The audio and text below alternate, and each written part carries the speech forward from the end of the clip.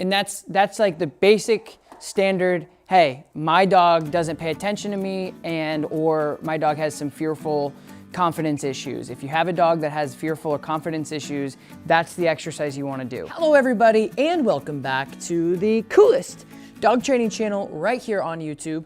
I'm Tom Davis, America's Canine Educator. If you're new here, hello, welcome to my channel. If you've been here for a while, thank you so much for joining me. Now today we have a very common case that we see all the time here at the facility. A dog with insecurity or fearful tendencies or behavior. And in this episode, I go over some really easy exercises for the dog and the owner to immediately gain confidence within each other. So as always, I hope this video is informative and it helps you with your dog at home. Don't forget, we're gonna be playing Tom's Trivia somewhere in the middle of this video, and all you have to do is leave your answers in the comments below, and let's see if you guys know your dog facts.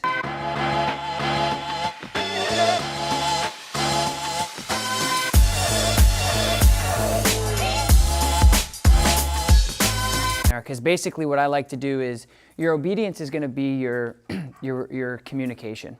So if your communication is not clear or there at all, like if you're like, hey buddy, heel, and he goes whoop, and he goes sit, and he's like, what?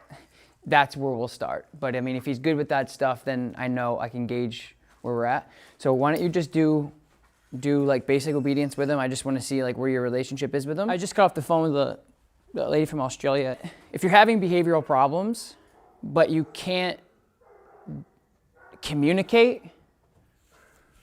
you know, it's like having a relationship with somebody on any level, boss, significant other, brother, sister, whatever, and you're mad at each other, but you can't talk to each other. Like we speak two different languages, and like it's so frustrating.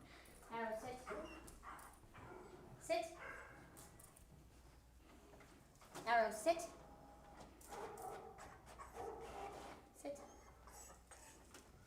Good sit. So he's insecure because he doesn't know his job. He doesn't really know what to do. So let me see the leash, and I want to work him for a second. Okay. All right, guys, time for Tom's Trivia. A very simple question. All you guys have to do is answer yes or no in the comments below. Do dogs sweat or do they not? Leave your answers in the comments below. Good. So what I'm gonna do is, like, I'm gonna give him a break and let him sniff around, which is totally okay to do. I'm not gonna ask him to do anything, but I wanna show you how to develop the relationship that I think you would be more successful with outside.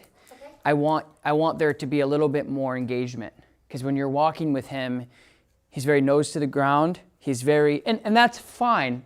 And that's the thing too, is like when I say that, like, a dog, him, anybody's dog is doing these types of things, that's fine. But I also want you to be able to like switch gears and say like, pay attention to me. Because if he gets into an environment where he's like, oh crap, I'm really nervous, that's where he'll make a mistake. Yep. And you need to be able to say like, okay, this is what we're gonna do. And right now, he's halfway or less with you. Like when you tell him to heel, he's walking nicely, but at the same exact time, like, if you were to walk this way and then this way and say heel, he probably wouldn't like turn and go with you without the pop of the collar. Okay. So the goal would be making sure that when you tell him to heel, he's like, okay, I know what that is. Because it's hard for me and even you to decipher when you tell him heel, is he actually heeling or is he just following you around? Right. Do you know what I mean? Mm-hmm. So that's... Yep.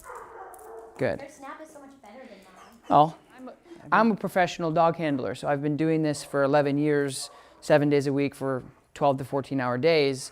I should be able to get to heel a dog around with a piece of string, but not everybody else is going to be able to do that with that amount of control, read body language, heel, etc. So we're going to have you guys continue to use the prong for more of a safety thing. It's tough. There, good. Good heel. There, now do it again. Just turn again.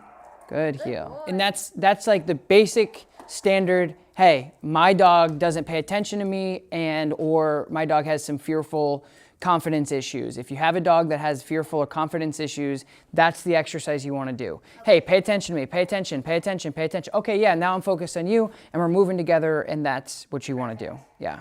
So I want you to do that again, but let me see him for 1 second. When he gets to when he gets to the point where there was a couple times where you went out and he like, I don't know if he's gonna do it for me, but he bounced like 2 extra steps. yeah, so when he was like there, that's where you pop him. You don't want to be here and then pull, Yep. because it doesn't correct him. Okay. The prong collar it doesn't correct unless you pop it. Yep. And it's all of those pressure points coming up at once to say, hey, pay attention. So if he pulls on, like he could literally pull on it like this, he's pulling on it right now, doesn't do anything, doesn't affect him, doesn't consequence him, doesn't have any correction with him. He's pulling on it right now, and it's the pop that matters. Okay.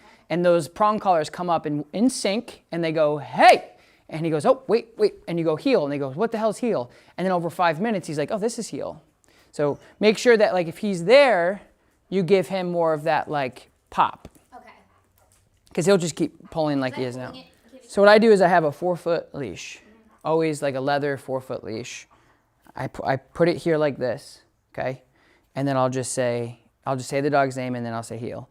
Arrow heel, I'll move forward and I'll turn, heel, and then that quick pop. Now watch, heel, good. Now I'll do the same thing in the same location, heel, good. You see? Heel, good. And now it's over. So I've taught him that when I turn, he's got to like really follow me. Heel. And that quick correction that you just saw, like, again, the prong collar is just intended to get the dog's attention faster. It's like if we had a horse and we didn't have head halties and things like that to get the horse, be able to put pressure on the horse where they want to escape it, it would be a nightmare. I mean, imagine putting something on a dog and not being able to say like, I don't want you to move forward, or being on the back of a horse riding up a mountain, falling off, breaking your face open, or killing yourself. Like if you can't put pressure on an animal to help dictate their behavior, it's going to be extremely hard for you to teach them new things once they've already gone past the learning stages, right? And so that's what, like when we use tools, so many people don't understand that. They think that we're taking 10-week-old puppies and whatever, putting tools on them and teaching things. No. We're using tools to help break down behaviors that are pre-existing that are causing your life turmoil, or causing him potentially, to be put in a shelter or something because he's not listening. So the tools are there to decompress and reinforce what we're trying to teach him now. They're not there to help us teach behaviors. They're there to help us reinforce what we're trying to say. So that's why, like, if we had a harness and I did this, he's like, dude, what are you doing? With the prong, those prongs come up, they go, hey, he goes, whoop, and he comes with me. So that's the effective way to administrate that little thing. So that's what I want you to focus on. Take your leash, fold it halfway, and do that exercise to get him engaged with you. Break, good man. Thank you guys so much for joining me here today. If you haven't yet, don't forget, like, subscribe to my channel, leave a comment below, let me know what you guys thought of this video, and I will talk to you next time. Peace.